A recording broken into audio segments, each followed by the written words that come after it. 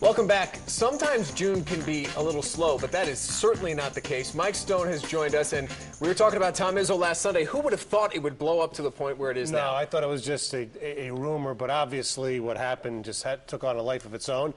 Tom Izzo goes down to Cleveland to speak to the Cavaliers on Thursday, and everybody in the state, the basketball world, is just waiting with bated breath.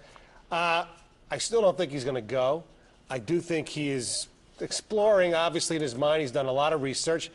But if he would leave, I just think it would be a bad decision on his part, because right now there's no guarantee that a certain number 23, LeBron James, is going to be a Cleveland Cavalier. Let me interject for a second. Yes. As of right now, what we know is they haven't even talked yet. So that speaks volumes about what LeBron's thinking. If he wants Izzo, he figures out a way to get on the phone and call the guy. Well, I've been told he hasn't talked to anybody in the Cavalier organization yet. Now, I don't know if that's true or if his people have.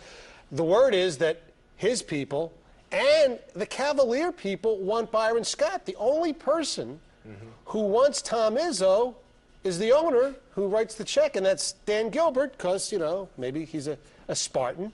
He wants to show that he's in control. I don't know what the reason is, because if he uses common sense, the common sense is college coaches are not successful in the NBA. Now, unless he knows that LeBron's not coming back and he wants to start something from scratch and build with Izzo, maybe that's it. But it makes no sense for Tom Izzo to take that job, not having a guarantee that LeBron James is going to be there. And even if he is there, I just, don't think Tom Izzo is an NBA head coach. Yes, he's not going to miss, at 55 years old, going and recruiting 17-year-old kids. And then in 5 years, when he's 60, those kids are still going to be 17.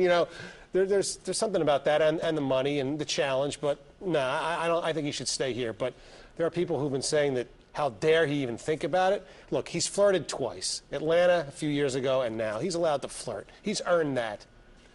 I want to get quickly into the expansion of the Big Ten. And again, last Sunday we talked about Missouri and Nebraska. And just 5 days later, Nebraska is a member of the Big Ten Conference. A step in the right direction, powerhouse program, really, I think, a good move. I like Nebraska, but it's not enough. If they get Nebraska and they don't get Notre Dame or Texas, then I think big deal. We got a good Big Ten, got a good football program. But how many more people are going to be watching the Big Ten Network because of Nebraska? Not exactly the most populous state. Where I think the Big Ten screwed up is they should have done all this stuff. They made it so wide open. Yeah, we're going to expand, we're going to expand. So all these other conferences, and it looks like the Pac-10 is going to try to get Texas and Oklahoma, and some of these teams are going to go to the SEC, and the Big Ten will just be, oh, great. Nebraska, another football team that basically is just run. I would love to see them get Texas, which is a long shot, or even get Notre Dame, make it worth their while. Listen, good news locally is that it does look like Ford Field is a big-time contender for that Big Ten championship game, which would be phenomenal for the city. Well, it should be, because, where else are you going to have it? The Metrodome until Minnesota builds a place for the Vikings. Actually, what am I talking about? The University of Minnesota, well, they can still do it at the Metrodome because the Golden Gophers finally went outside. Yeah, it's a perfect place. And, of course, the Lucas Oil Stadium in Indianapolis would be a nice place, too. Quickly on the Tigers, because I want to give you time for your Stonehead. The Tigers are playing pretty well, not a great week. Pittsburgh's not a good team. Unfortunately, we don't get to see Strasburg, although maybe that's a good thing for the Tigers. Don't have to try to beat them.